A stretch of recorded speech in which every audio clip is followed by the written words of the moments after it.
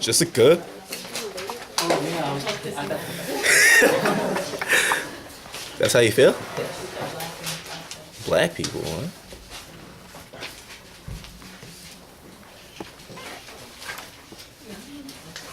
Alright, so who wants to be happy? Happiness is kind of something we all want. It's a no-brainer, right? No one wants to be sad, or depressed, or lonely. It's something, though, that we tend to seek for in other things. We look for it in books, we look for it in other people, we look for it in foreign lands.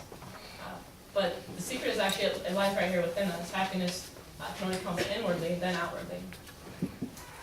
In Psychologies Today, November 2008 issue, article called The Art of Now actually states that, a statement from John Sabat-Zen, who's a doctor, a biomedical scientist, that our thoughts are like waterfalls.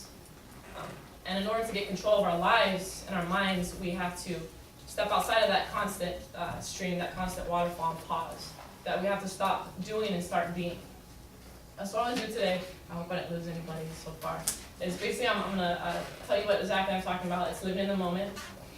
How we're currently not living in the moment, how it causes problems in our lives, and the third thing I'm going to do is give you some ways to actually incorporate it in your lives. The first thing, living in the moment, is a Buddhist tradition, it's a Buddhist philosophy. It's at the core of Buddhism.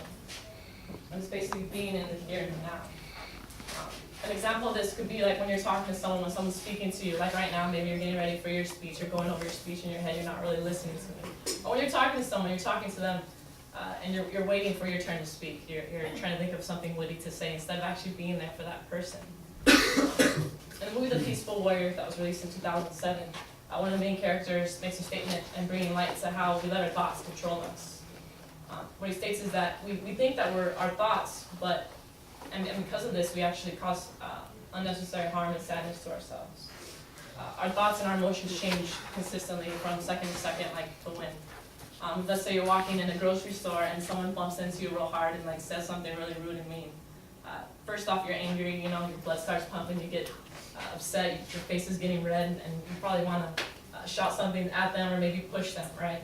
And let's say, by chance, in the next second, someone bumps into your other shoulder, and it happens to be like some singer or actor you've been in love with for years.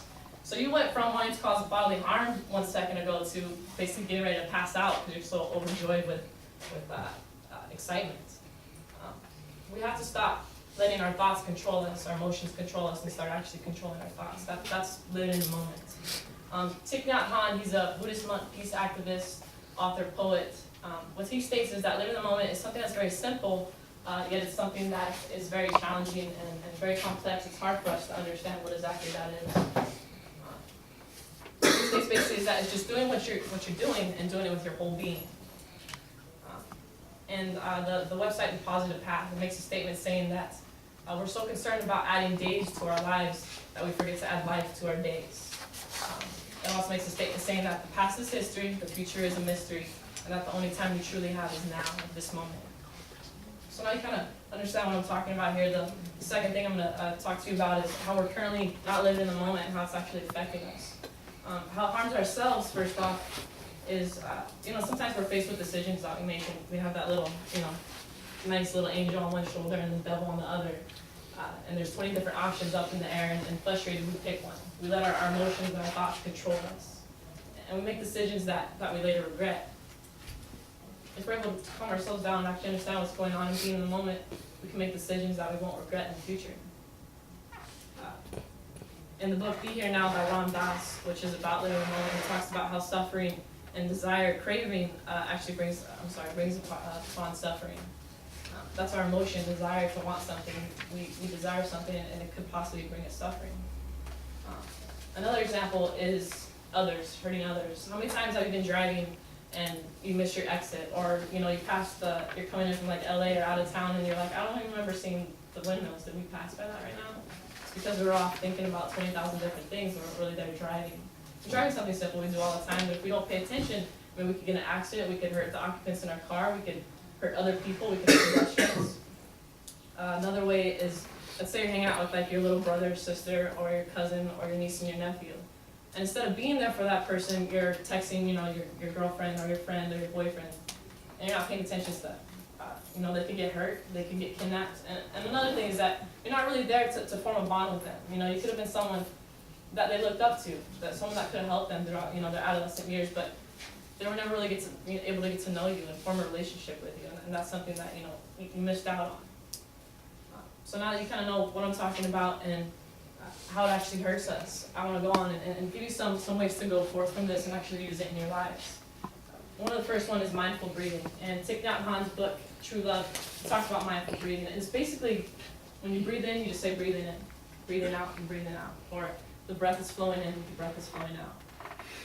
It sounds silly, and I think it's weird, but if you actually try it for a minute, you'd be like, wow, this is breathing, this is nuts. But it helps you come back into the moment and see things in a clear light. Another technique is hugging meditation from the Lotus Bud, which is actually a magazine that talks about hugging meditation. Basically what you do, you use mindful breathing, but on the in breath you say, I'm here in this moment, I'm glad that I'm here, I'm happy. In the second breath you say, this person is here in this moment, and I'm happy for that. And on the third breath you say, we're together, and I'm happy that we're here together. It's something that you can go home and hug, you know, your mother, your father, your friend, and actually hug them, be there. Don't let your thoughts consume you and take control of you. Be there and hug them. Embrace what's going on. Be happy that you're there to hug them. Another thing is like jealousy or anger or frustration.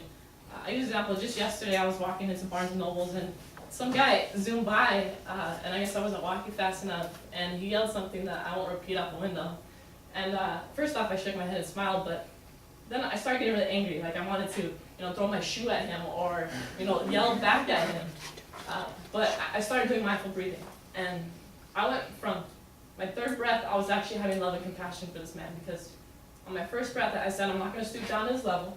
On the second breath, I said, he must be suffering. He needs an outlet, and I was that outlet, so he took it. And on the third breath, I said, I hope he gets better. I hope whatever's going on in his life, he'll be able to resolve it and not be like this anymore.